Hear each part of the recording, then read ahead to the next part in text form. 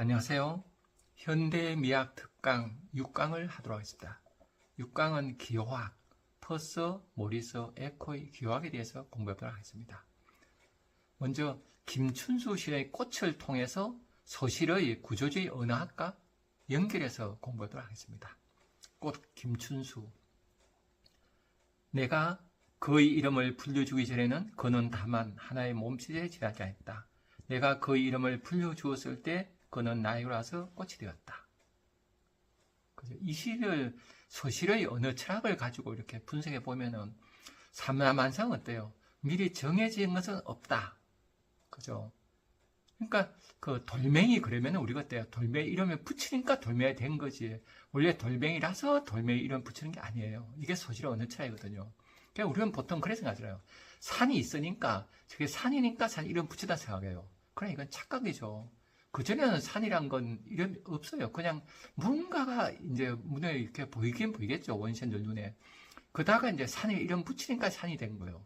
그러니까 이게 언어가 없으면 안 보여요. 이런 일 많죠. 남아메리카에 사는 사람들이 배라는 언어가 없는 부족이었어요. 그래서 유럽에서 큰 배가 갔는데 아무도 못 봤다 그래요. 그러니까 언어가 문제예요. 그래서 바로 그 기표, 이름을 부른 후에 꽃이 돼요. 그래서 글자라는 거는 우리가 글자는 기표고 그 내용이 기의거든요. 기표와 기. 어느 게 문제예요? 기표가 문제예요. 기는 나중에 따라와요. 그래서 너에게 이름을 부르자, 그에게 이름을 부르자, 그는 꽃이 된 거예요. 그러니까 비로소 글자, 기표가 되고 기, 그래서 하나의 기호가 되는 거예요. 이렇게 이제 서실은 설명하죠. 꽃이란 단어가 본질적으로 아름다운 존재의 의미를 갖는 것이 아니라, 그죠? 이름을 부르니까, 불러서 의미를 갖게 돼요. 그러니까 기호는 자의성이라고 이제 서실은 얘기해요.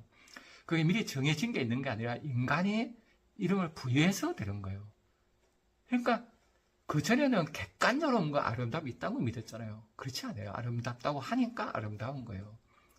이거는 뭐, 사실적으로 알 수 있잖아요. 어떤 데서는 아름답다고 그러고 어떤 데는 아름답지 않다고 그러고 다 다르잖아요. 미녀의 기준이 다 다르잖아요. 그러니까 바로 기표가 문제예요. 기표의 자의성, 기호의 자의성 이렇게 얘기하죠. 또 이름을 불러주니까 어때요? 그가 다른 점에 구별돼요. 이게 차이에 의해서 정해진다는 거예요. 우리가 어때요? 배하고 사과는 어때요? 배는 접이 많아 이런 얘기를 흔히 해요. 그래 배가 접이 많은 건 어때요? 배 안에 속성이라고 우리는 생각하잖아요. 근데 아니에요. 배가 다른 과일, 밤이라든가 이런 밤하고 비교해 보니까 접이 많은 거예요. 그러니까 다른 과일 차이로 정해져요. 그러니까 기표에 따른 그 기표의 기는 누가 정해요? 기표의 차이에서 정해지는 거예요.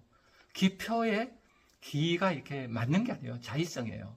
그러니까 이거는 기표의 차이에서 정해지는 거예요. 이게 서실 언어 철학이죠.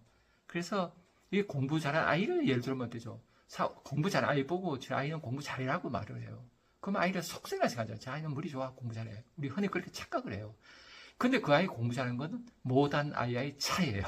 기표의 차이 때문에 그냥 공부 잘하는 데죠. 더 좋은 데 가면 공부 못하잖아요. 그래서 우리가 차이에 의해서 의미가 이제 생성돼요. 그래서 이게 서실 언어 철학이거든요. 그래서 이 김춘수 시를 서실어 구조주의 언어학으로 이렇게 봤습니다. 그 다음에는 기영도 시의 시를 빈집을 퍼스의 기호학으로 또 같이 보도록 하겠습니다. 퍼스의 기호학은 아이콘, 지표, 상징 이 세 가지에 의해서 그 시를 분석해 보도록 하겠습니다. 빈집, 기형도. 사랑을 잃고 나는 써내 잘 있거라 짧았던 밤들아 창밖을 떠돌듯 겨울 안개들아 아무것도 모르던 촛불들아 잘 있거라 공포를 기다리던 흰 종이들아 망설임을 대신하던 눈물들아 잘 있거라 더 이상 내 것이 아닌 열망들아 장님처럼 나 이제 더듬거리며 문을 잠그네 가엾은 내 사랑 빈집에 갇혔네. 참 시 좋죠. 사랑을 이제 잃고 헤어지면은 이렇게 마음이 삭막해지죠. 삭막해진 그 마음을 어때요? 바로 빈집으로 이렇게 묘사를 했죠. 그러니까 빈집이라는 게 어때? 눈에 보이잖아요. 이게 하나의 아이콘이죠. 그래서 이 아이콘으로 퍼스는 이제 해석해요. 퍼스의 기호학은 바로 그 아이콘. 그래서 이 시도 이제 빈집이란 게 어때요? 그 인간이 빈집이 다 비잖아요. 방들이 비고 거지도 비고 이 빈집이라는 그게 우리 황량한 마음의 그 아이콘이 되는 그런 시로 이렇게 해석해 볼 수 있죠. 또 어때요? 이게 더듬으려면 이제 문을 잠 거죠. 빈집에. 그래서 닫힌 문은 이제 이런 게 죽음이라든가 이별 이런 거를 이제 가리키죠. 이게 지표, 미적 정설이 이렇게 되죠. 그래서 아이콘, 지표 이런 걸 이 시에서 또 읽을 수가 있죠. 그 다음에 또 어때요? 빈집이라든가 사랑, 상실, 나전선에 이 단어들을 이렇게 그 해석해 보면 이거는 문화적, 언어적 맥락에서 의미가 생성되죠. 그래서 하나의 상징이 돼요. 그래서 집이라는 상징도 보면은 원래 인간의 집은 어때요? 그 안정적이죠. 우리가 집이 있다 그러면 짐만큼 편한 곳이 없잖아요. 짐 당하면 개고생 그러잖아요. 그러니까 집은 편한 것인데, 근데 그 누구나 쓰는 상징인데 그 이 기영도시는 다른 상실의 기호를 만들어냈죠. 이런 게 이제 예술이죠. 새로운 상징을 만들어내는 거. 기존의 상징이 아닌. 정말 기존의 상징은 어때요? 우리의 마음을 이렇게 올가매죠. 올가매는 상징이 아니라 나의 감정을 이렇게 분출해서 기호로 이제 만들어낼 때 그게 예술이 되죠. 그래서 또 그 쓴다는 행위는 어때요? 나는 써내야 할 때 쓴다는 거는 애도행위가 되죠. 애도의 상징이 되죠. 이렇게 상징을 만들어내죠. 그래서 퍼스의 기호학으로 이 시를 이렇게 분석해 볼 수 있겠죠. 참 빈집이라는 시. 그래서 좋은 시들은 이렇게 좋은 형식을 이제 갖추게 되죠. 내용과 형식. 이게 예술의 두 가지 측면이죠. 그 다음에 움베르토 에코. 에코의 미학을 또 생각해 보죠. 에코의 미학은 기호학적 간접의 첫째는 열린 텍스트예요. 과거에는 주제가 뭐냐를 줄 알려고 그랬죠. 과거 우리가 옛날 학교에서 시험 보면 어때요? 어떤 시를 올려놓고 이 시 주제가 뭐냐, 저자가 이렇게 주로 공부를 했어요. 왜 그렇게 공부했을까요? 산업사회 때문에 그렇죠. 이 산업사회는 답이 딱 정해져 있어요. 매뉴얼대로 하면 돼요. 그래서 인풋터 하면은 나중에 아웃풋터 나와요. 이렇게 이제 어떻게 효율성 있게 할까? 이게 이제 산업사회의 그 모습이잖아요. 근데 지금 우리는 탈근대 살고 있죠. 산업화를 넘어서서 그 후기자본주의, AI 시대, 이런 시대에 살죠. 정보화 시대에 살고 있잖아요. 이런 시대에 살면 우리는 어때요? 이 해석이 이제 열려야 돼요. 그래서 에코의 미학은 열린 텍스트예요. 그래서 우리가 현대 미술은 어때요? 내 느낌을 소중히 하잖아요. 과거엔 저 화가의 의도가 뭐냐를 알려고 했죠. 그렇다면 이제는 어때요? 우리는 나의 느낌을 중시해요. 왜냐하면 이제 개성 시대잖아요. 각자의 개성이 소중하니까 각자의 개성을 깨우는 그런 예술이 이제 중요해지는 거예요. 그래서 열린 텍스트, 해석의 다양성, 해석을 다양할 수 있는 거. 그 다음에 독자가 이제 참여하는 거예요. 그래서 저자가 이제 사라지고 저자의 죽음이에요. 과거에는 저자가 중요했죠. 지금은 저자의 의도를 하려고 하는 게 아니라 내가 해석해 버리는 거예요. 그죠? 그래서 이게 그 하나의 그 저자의 뜻이 있어서가 아니라 그게 이제 중요한 게 아니에요. 저자가 어떤 작품을 내놓으면 이건 저자를 떠난 거예요. 저자가 죽었어요. 그 작품은 하나의 기호가 되어서 다른 독자를 만나서 새로 이제 창조되는 거예요. 그러니까 저자가 만든 걸 독자가 창조하니까 독자가 이제 저자가 되고 다시 어떤 독자가 다시 저자가 되고 저자와 독자가 함께 이렇게 어우러져 가는 이런 시대에 우리가 살고 있죠. 이게 에코의 그 미학이죠. 그래서 에코 이 미학을 그 시를 통해서 공부해보도록 하겠습니다. 행복에 대한 명상, 가정 요리스러워 쓸 수 있게 만들어진 시, 장정일. 옛날에 나는 금이나 꿈에 대하여 명상했다. 오늘 내가 해볼 명상은 햄버거를 만드는 일이다. 이 명상이 머릿속에서만 이루고 마는 것이 아니라 명상도 하나의 훌륭한 노동을 보여준다. 이 얼마나 유익한 명상인가. 까다롭고 주의사항이 많은 명상 끝에 맛이 좋고 영양 많은 미국식 간식이 만들어졌다. 이도 읽으면 어때요? 충격이 오죠. 이렇게도 쓸 수 있구나. 그죠? 이렇게 우리를 충격을 주는 게 좋은 예술이에요. 왜냐하면은 현대인은 어때요? 우리가 이제 인간이 각자가 주인인 민주주의 살잖아요. 그러니까 내가 나로 온전한 인간 되는 게 이제 목표예요. 옛날에는 그렇지 않잖아요. 옛날에 누구 이제 꼬봉이 되는 게, 누구 종이 되는 게 좋았는데, 이제는 주인이 돼야 돼요. 주인이 되면 나의 마음이 중요해지는 거예요. 그래서 이렇게, 근데 내 마음이란 거 있대요. 세상에 어디서 길러지잖아요, 우리 마음이. 그러니까 세상에 길러진 게 아니라, 길러진 거를 깨고, 진짜 나가 깨어나는 거, 온전한 인간 되는 거, 이게 예술이 할 일이에요. 그래서 현대 예술은 막 너무나 다양하고, 그죠? 깨우지 못한 날 깨워주는 이런 게 이제 예술이 종교 대신에 역할을 해요. 종교가 예술이 인류를 구원하리라 이렇게 되는 거예요. 그래서 이 시를 보면은 햄버거가 패스트푸드잖아요. 그래 보면은 패스트푸드는 어때요? 뭐 그게 아름답고 가치 있는 예술은 아니라고 생각하잖아요, 사람들이. 근데 장정희는 이 햄버거를 명상과 연결지어서, 그죠? 기호를 전복시킨 거예요. 햄버거. 이런 게 이제, 이렇게 해서 우리는 어때요? 예술이 아니라는 그 생각까지 예술로 해서 예술이 되게 깊어져서 우리 삶이 예술이 되게 만들어주는 거죠. 그러니까 이런 시가 아주 좋은 시인 거예요. 인간상을 풍부하게 해주죠. 일상은 예술이 아니야. 그러면 이제 누추하잖아요. 근데 일상이 예술이 할 때는 우리는 다 빛나게 돼요. 사실 이 세상은 신비로 가득 찼는데, 그죠? 이 세상이 신비로 가득 찼는데 어떤 것만 신비로 가득 찼다고 이렇게 한정 지어줘요. 근데 현대 예술이 그걸 해방시켜 주는 거예요. 그래서 고급, 저급에 이제 교차되는 그런 시죠. 또 기호가 개방돼요. 햄버거가 이어서 음식이 아니라 자본주의 소비사의 은유로 확장되죠.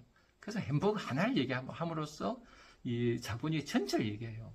그래서 이 시를 읽고 나서는 이제 어때요? 우리가 지나가면서 뭐 차에 대해서 명상할 수도 있고, 신발에 대해서 명상할 있고, 옷에 대해서 명상할 이렇게 인간이 이제 풍부해지죠.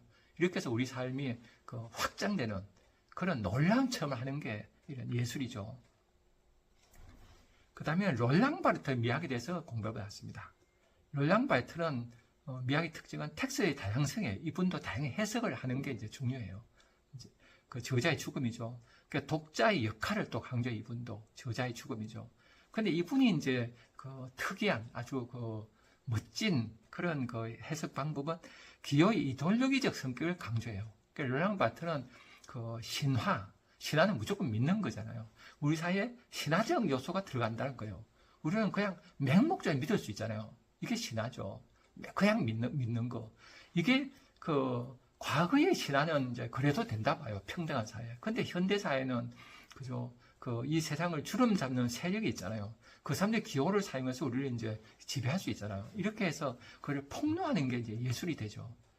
그래서 이분이 갖는 롤랑 바르트의 미학은 아주 소중하죠. 신화를 벗겨낼 수 있는 힘이 생기죠, 우리에게.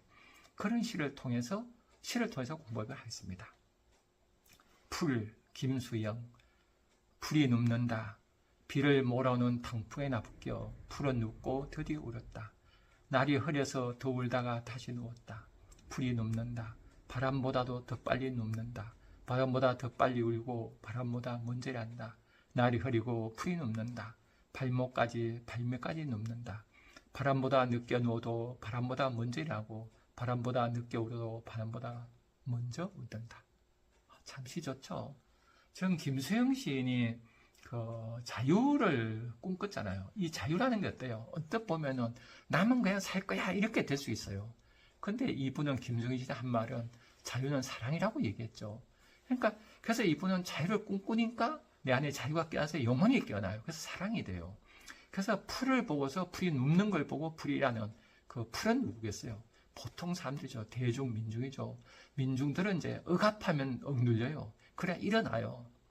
오히려 지식인들이 못하죠. 머리에 덩게 많은 사람이 오히려 비굴해질 수 있는데 민중은 어때요? 삶 속에서 이렇게 철학을 익혔기 때문에 철학이 강해요. 삶과 실천 속에 연결되어 있죠. 그런 거를 김수영 시인이 잡아낸 거예요. 그래서 저는 요즘 이제 자유란 말을 이렇게 생각하면서 자유. 그러면 이게 아름다운 단어가 잘못될 수 있어요. 내가 자유롭게 살 거야. 그러면 우리가 자본주의인데 자본주의적으로 물질로 자유롭게 살 거야. 남 생각 안 할 거야. 이렇게 될 수가 있죠, 자유가. 그래서 무서워질 수 있어요, 자유. 근데 김수영 시인의 이 자유라는 건 아름답죠. 그래서 풀을 통해서 인간이 우리가 풀을 그러면 나약하게 보잖아요. 우리가 한때 이제 이런 얘기 한 사람 있잖아요. 민중은 개돼지 이런 얘기 누가 했잖아요. 민중은 개돼지. 개돼지는 어때요? 그냥 시킨 대로 해요. 그냥 풀도 어때요? 바람이 불어가면 누워버려요. 그런데 풀은 일어나잖아요. 그죠? 풀이, 진짜는 우리가 개돼지일까요? 풀일까요? 김승희는 풀이죠. 개돼지는 없어요. 우리가, 이 사람은, 인간은 생명의 의지가 있어요. 힘의 의지라죠, 니체는. 그래서 내가 아름답게 살고 싶은 마음이 있어서 누구에 짓눌리면은 일어나요. 그래서 이거를 김수현이 잡아내는 거예요. 그래서 이 롤랑 바르트를 미학으로 볼 때 김수현 씨는 아주 기호, 정치적 성격을 이렇게 드러내는 그런 시죠. 그래서 바르트는 그렇게 얘기해요. 기호를 의미 전달 수단이 아니라 권력과 이데올로기를 은폐하는 도구다. 이 얘기예요. 그러니까 우리가 기호를 잘 분석해야 돼요. 그 안에 가진 자, 힘 있는 자들이 은폐시키는 게 뭔가. 그래서 풀이란 기호는 그냥 수능, 민요, 개돼지 이렇게 우리가 이제 알고 있는데 풀을 저항의 이미지로 이제 구성했죠. 이분이. 김수현 시인이. 그래서 기호 이들의 성격을 폭로하려 한 그런 시인이죠. 그래서 김수현 시인은 아주 아름다운 시인. 김수현 시 읽으면 힘이 나죠. 왜 힘이 나요? 바로 우리를 개돼지로 만드는 그 커다란 힘이죠, 우리 사회에. 근데 그게 아니라 늘 루저야 막 그러잖아요. 그러니까 그 루저란 말 들으면은 루저가 돼버려요. 루저 이름 붙였으니까. 그래야 우리한테 새로운 언어를 만들어내야 돼요. 그죠? 그래서 우리는 일어나는 풀이야. 바람보다 늦게 울어도 바람보다 먼저 웃는다. 이런 풀이야. 이렇게 새로운 언어를 만들어낼 때 새로운 언어를 만들어내야지 내가 해방돼요. 안 그러면 그 언어를 벗어날 수가 없어요. 언어는 우리에게 계속 명령 내리고 하나의 감옥이죠. 채찍을 막 휘둘려요, 언어는. 그래서 우리가 이렇게 미학을 공부하고 새로운 시를 공부해야지 우리가 아름답게 살 수가 있죠. 인간은 정말 자유로운 존재고 고귀한 존재예요. 그러나 거기에 살고 싶다고 사라지진 않아요. 언어를 타개하고 새로운 언어를 이렇게 찾아야 돼요. 그 언어를 만나게 해주는 게 좋은 미학자들이고 좋은 예술이죠. 그래서 우리 항상 새로운 예술을 접하며 우리는 무한히 깨워서 아름다운 삶을 살아갑시다. 감사합니다.